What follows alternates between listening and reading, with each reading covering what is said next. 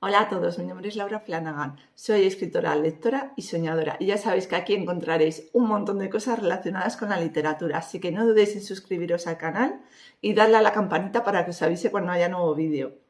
En el vídeo de hoy os traigo más de 50 libros que podéis leeros en un solo día, ya sea porque no tienes tiempo para leer o porque te asustan los libros excesivamente gordos. El primer libro del que vengo a hablaros es La Abadía de Northanger de Jane Austen, y aunque no es tan conocido como Orgullo y Prejuicio o Persuasión, es un libro que merece la pena descubrir. Fue el tercer libro que la autora escribió y el primero en ser publicado. En él se burla de las novelas góticas de la época, todo un bestseller, en las que en la mayoría ocurren cosas absurdas y sacadas de la imaginación, poco realistas. Gracias a la evolución de la protagonista Catherine Morland, de una joven inocente y con mucha imaginación a una adulta seria y respetable, nos encontramos con escenas que nos sacarán más de una sonrisa. Si te apetece reírte a carcajadas, El ángel más tonto del mundo, de Christopher Moore, es tu libro.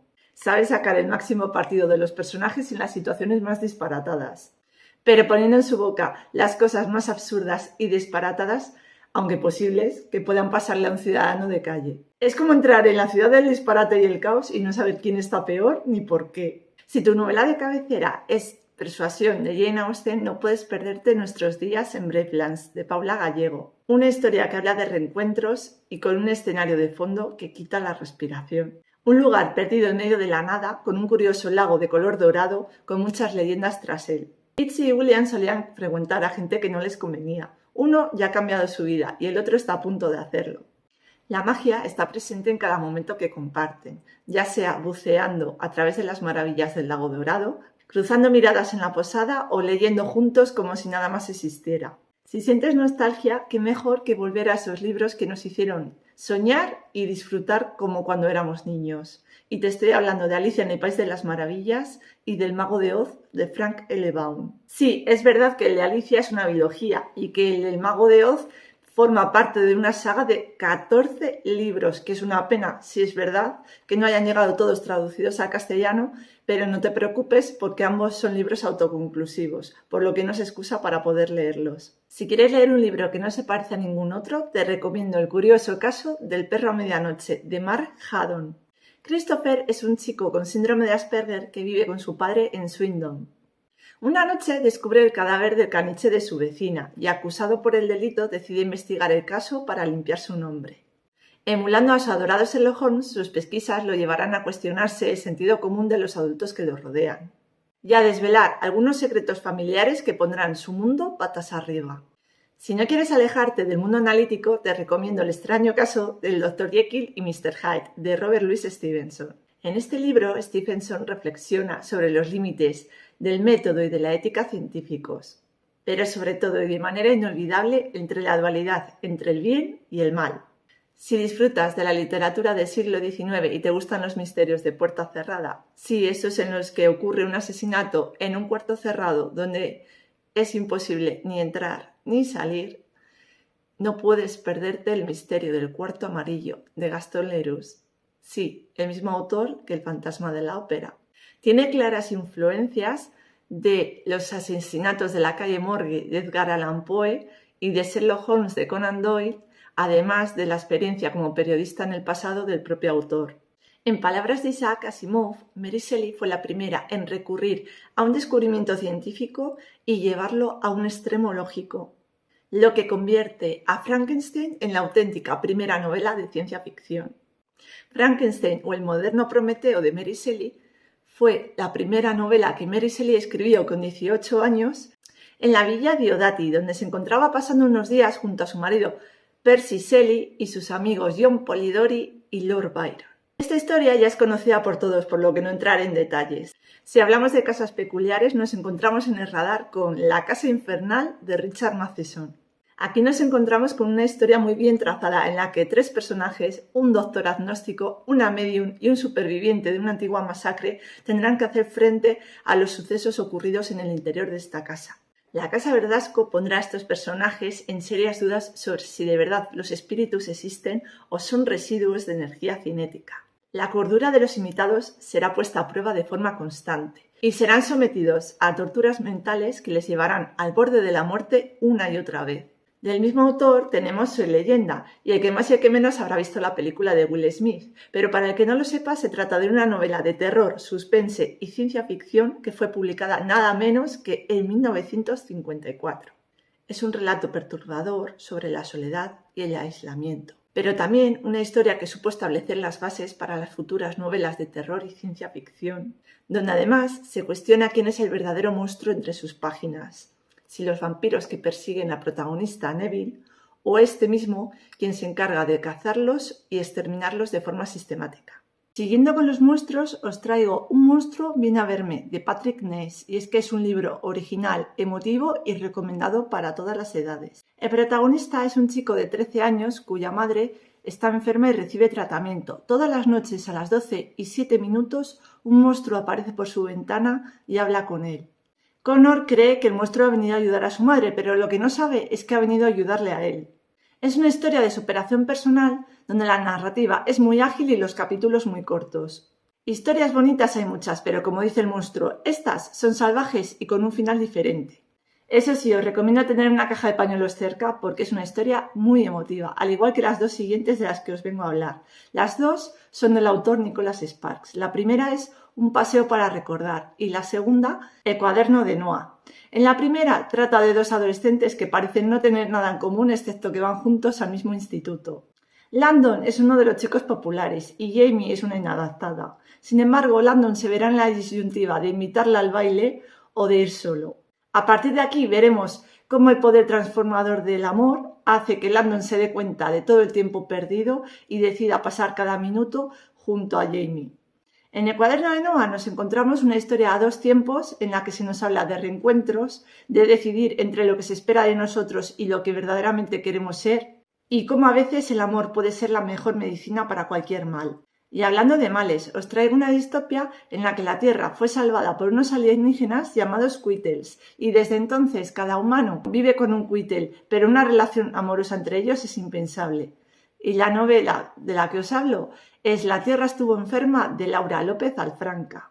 Y aquí nos encontramos con una historia de amor prohibido en la que el interés amoroso no es un chico alto, guapo, fuerte, sino que es más bien todo lo contrario, donde se nos habla de racismo y el odio a lo diferente y de un destino marcado para todo y todos desde que nacen.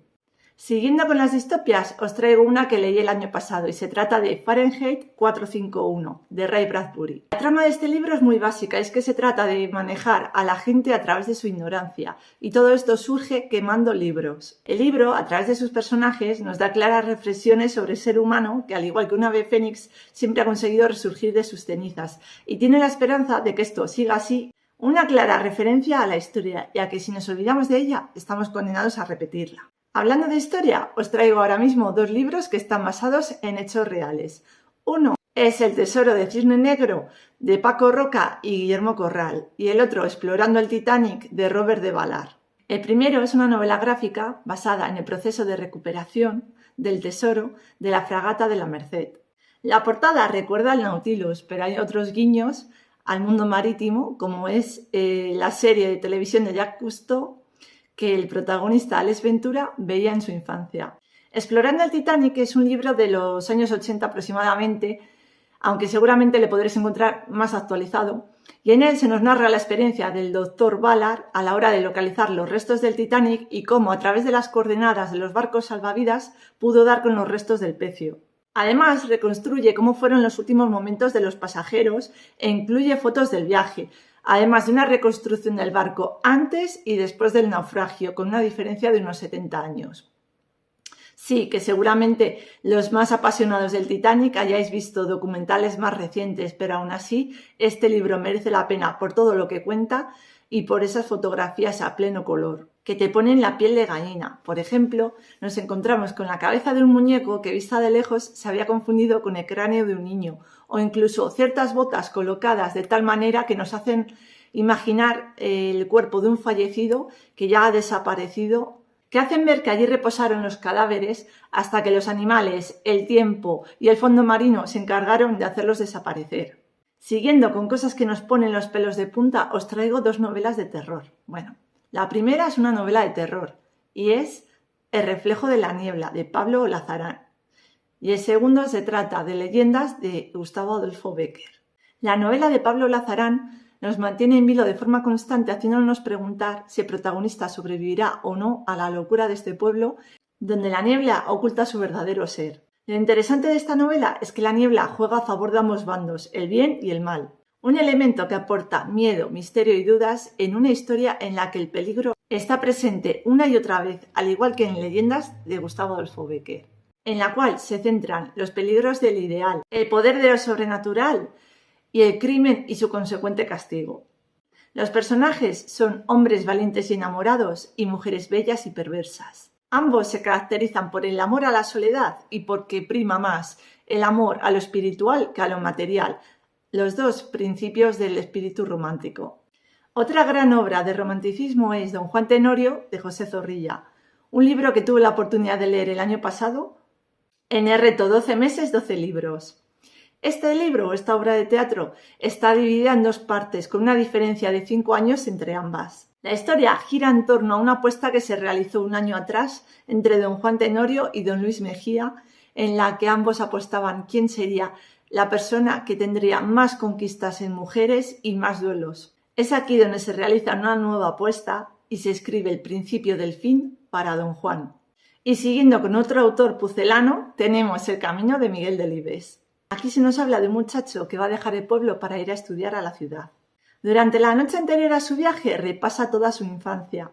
Una historia de aventuras que nos lleva a la nostalgia por esa pérdida de la inocencia y entrada a la adolescencia, todo ello sazonado con el tapiz costumbrista de la España de los años 50. Otra adolescente que pasó a la posteridad fue Holden Caulfield en El guardián entre el centeno de J.D. Salinger. Holden es un chaval de 16 años que va dando tumbos de un colegio a otro, no tiene claro lo que quiere en la vida y no hace más que meterse en problemas. Su forma de pensar, de hablar, de actuar representan al auténtico adolescente que ha descubierto el desencanto de la vida tras el paso de la niñez. Por eso es una historia que ha sabido envejecer bien. Y hablando de personajes que no están contentos con lo que la vida les ha dado, tenemos a Jay, de El Gran Gatsby. Jay es un simple soldado, Daisy una rica heredera. Ambos están enamorados, pero eso no es suficiente. Tiempo después vuelven a encontrarse. Jay ha hecho fortuna y quiere recuperar a Daisy. ¿Será demasiado tarde o su amor superará todos los obstáculos? Para obstáculos los que tendrán que enfrentar tanto Elio como Oliver en Llámame por tu nombre, de André Aciman. Se trata de una relación LGTB ubicada en los años 80, por lo que sabemos que ya nos vamos a encontrar de por sí con varias cosas. Una de ellas, el tema social, por lo que los personajes no viven abiertamente con su sexualidad, lo que hace más difícil sentirse libre lo primero y dar con alguien afín a ti. Esta historia se ubica en el norte de Italia a lo largo de todo un verano y por eso nos encontraremos con temas como la filosofía y las artes y la atracción innegable que sienten el uno por el otro. Siguiendo con el arte, te recomiendo El retrato de Dorian Gray de Oscar Wilde, donde todo gira en torno a un cuadro que nadie ha visto, ni siquiera su dueño. Esta novela es considerada un dar academia en toda regla debido a su atmósfera oscura y gótica, los temas de arte y literatura y la obsesión con la belleza, la estética y la muerte. El siguiente libro empieza con la muerte de la madre del señor Mersol y hablamos del extranjero de Albert Camus. Os aviso que esta no es una novela para todos. A mí no me terminó de convencer. No sé si por lo que cuenta o por cómo lo cuenta. Nos habla claramente de la falta de valores en el mundo actual y eso está reflejado a la perfección en el protagonista, a quien todo le da igual. Algo similar ocurre con los protagonistas de Rebelión en la Granja, de George Orwell. Aquí sucede lo mismo que en Fahrenheit 451 de Ray Bradbury, y es que la ignorancia de muchos determina el poder de unos pocos sobre estos. Nos muestra una rebelión en una granja cualquiera y cómo poco a poco las cosas parecen ir yendo a mejor, pero solo aparentemente. Una fábula que yo tildaría de ensayo por lo bien planteado que está el tema de la corrupción en la que desemboca el poder. Y de George a otro George pasamos de George Orwell a H.G. Wells. La máquina del tiempo no es solo un libro de aventuras y fantasía, sino también una crítica social y una advertencia sobre el destino al que parecía encaminarse la sociedad de esa época en forma de distopia. Al igual que la siguiente de la que vengo a hablaros, La bruma, de Jesús Carnerero. Una novela que a través de un guiño al ensayo sobre la ceguera de José Saramago nos retrotrae al pasado de 5 amigos que no han vuelto a verse desde hace 20 años. Todos comenzarán a sufrir diferentes ataques y la aparición de una misteriosa fotografía les hará embarcarse en una aventura sin límites. Una aventura como la que viven Loren y Arthur en Ojalá fuera cierto de Mark Levy. Una historia de amor más allá de la muerte. Una médico con una inexistente vida social sufre un accidente de coche que la deja en coma. Cuando su familia pone en alquiler su apartamento, Arthur, un arquitecto paisajista, se muda a vivir allí, sin saber que la tranquilidad de su hogar se verá pronto trastocada por la aparición de una mujer que él solamente puede ver. Loren pretende recuperar su vida y, por supuesto, reclama el apartamento como suyo. Superado el sobresalto inicial, Arthur la ayudará con su vida y ambos tendrán que aprender a convivir juntos y superar sus diferencias hasta convertirse en inseparables. Algo que siempre han sido Leire y Marcos en Cuando tiene que suceder, de Montse R.D. Habla de un amor que dura media vida, de luchar por ser felices y no permitir que nada ni nadie empañe nuestros sueños e ilusiones. Este es vuestro libro si os gustan los Friends to Lovers o Amigos a Amantes, el Mutual Pinning o que ambos quieren tener algo más pero ninguno da el paso, y por supuesto el Slow Bar o Amor a fuego lento. Y de Slow Bar pasamos a Amor a primera vista con Harley y Oliver en La probabilidad estadística del amor a primera vista de Jennifer E. Smith. Este libro os tiene que sonar seguro porque hablé hace bien poquito de él en el canal. Fue en el vídeo de recomendaciones de libros para leer en San Valentín, por lo que os dejaré el enlace en la cajita de información por si os interesa verlo. En resumidas cuentas, se trata de dos personas que se conocen en un aeropuerto y que veremos a lo largo de este libro y en un plazo de 24 horas cómo transcurren sus vidas. Continuamos con los grandes espacios y pasamos de interior, como era un aeropuerto, a un exterior y nos encontramos con La llamada de lo salvaje de Jack London. London nos descubre parajes maravillosos, historias de supervivencia y además nos introduce en la mente de los perros, convirtiéndonos por unos días en César Millán, mostrándonos el comportamiento de cada uno y lo que los motiva para actuar como lo hacen. La historia de Bucky puede no ser apropiada para todos los públicos, porque hay ciertas escenas no muy apropiadas para niños por su violencia. Se trata de un libro de experiencias en el que se nos cuenta cómo Bucky va pasando por diferentes familias o dueños, a cada cual peor, y enseñándonos que algo que había dentro de él que permanecía latente, le ayuda a forjar lazos y crear una nueva y definitiva familia. Y hablando de crear nuevas y definitivas familias, me viene a la mente Coraline de Neil Gaiman, donde una niña encuentra una nueva familia que parece quererla mucho más que la suya propia. Me ha gustado mucho el personaje del gato porque me recuerda en cierta manera al Cheshire de Alicia en el País de las Maravillas, pues cumple su función ayudando a la protagonista. Creo que es una lectura que demuestra que nadie es perfecto y que debemos aceptar a la gente que queremos con sus virtudes y sus defectos.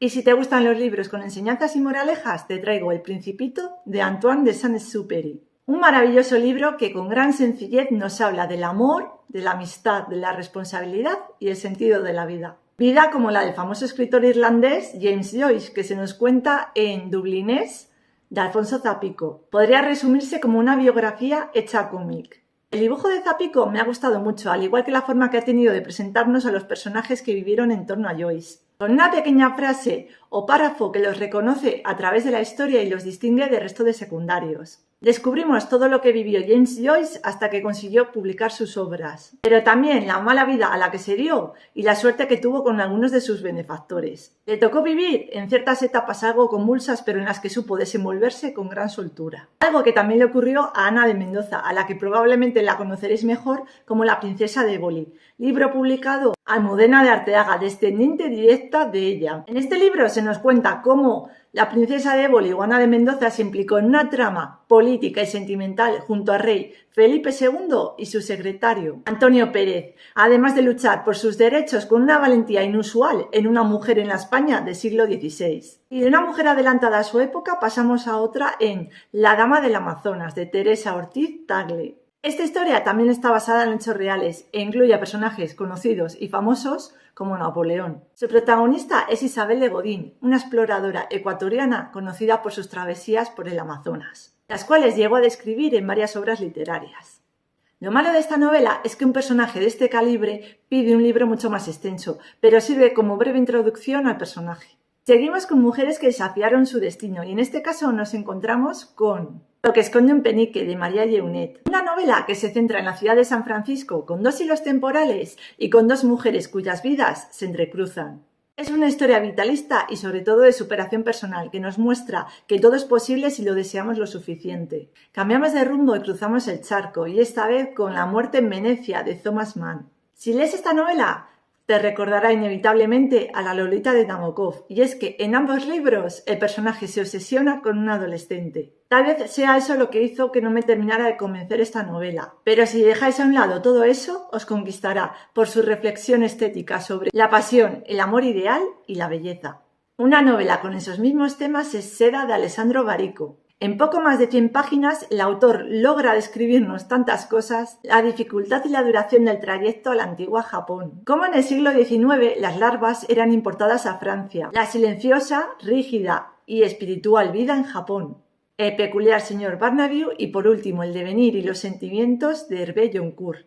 En resumen, esta novela retrata a la perfección el dicho: las mejores esencias se guardan en frascos pequeños. Y hablando de esencias y frascos, no podéis perderos un fragmento de Una noche en un frasco de Daniel Hernández Chambers. Una novela coral con pinceladas de todo lo que me gusta en una buena historia de misterio. Sociedades secretas, seres sobrenaturales, asesinatos sin resolver y una misteriosa leyenda. Además, hace claras referencias a libros de la época. ¿Y qué mejor que la victoriana para ambientar la historia en ella y darle ese toque oscuro? Y si os gustan las historias de asesinatos y detectives, no os traigo ni una ni dos, sino 3 novelas de Agatha Christie. La primera es La casa torcida. 3 generaciones de la familia del multimillonario Aristide Leonide conviven juntos en una curiosa mansión con una estructura inclinada. Cuando Aristide aparece muerto, probablemente envenenado, las sospechas caerán sobre todos los miembros de la familia. Sophie, la nieta de Aristide, exigirá a Charles, su prometido, que haga todo lo posible por esclarecer el asesinato, ya que no podrán casarse hasta que el asunto se resuelva. La segunda es el misterioso caso de Styles. Este es el primer libro que iniciaría una saga protagonizada por el presuntuoso detective Hercule Poirot. Esta novela ya contaba con todas las características que definirían el estilo de su autora. Complejas tramas, cuidados personajes y un desenlace sorprendente. Tiene una gran ambientación y además tiene una cosa en común con el siguiente libro de Agatha Christie que os vengo a hablar, y es que ambos son crímenes a puerta cerrada, cuartos en los que no es posible ni entrar ni salir. Casualmente este libro del que vengo a hablaros es El asesinato de Roger Ackroyd y es el segundo de la saga de Hercule Poirot. El narrador de la historia es el doctor Shepard, que nos va contando las indagaciones del detective Poirot desde que se descubre el cadáver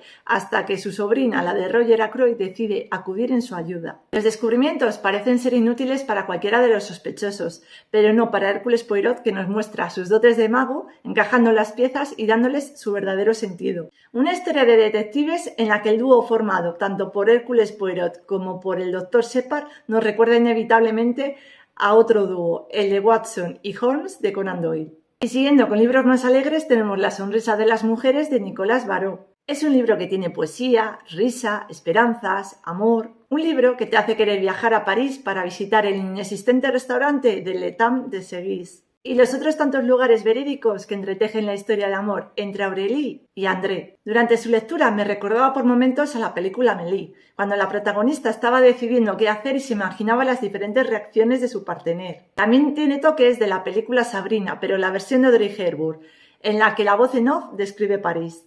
Lo sientes de tal manera mientras lees que desearías estar allí en ese mismo momento. Sin movernos de la capital del amor, nos adentramos en París puede esperar, de Marisa Sicilia. Esta es una historia tierna, bonita y emotiva donde las haya, pero además el confinamiento es una parte más de un matrimonio con sus altibajos. Y París, ese destino que parece siempre escapársele entre los dedos de las manos. Está narrada en tercera persona y durante diferentes etapas de su vida.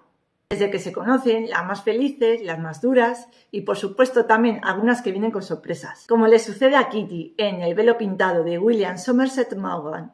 Ella es una mujer guapa e inteligente, de alta cuna, que ha disfrutado de su juventud sin preocuparse en casarse, debido a sus altos estándares, hasta que descubre que su hermana pequeña va a casarse antes que ella y que sus padres están hartos de mantenerla.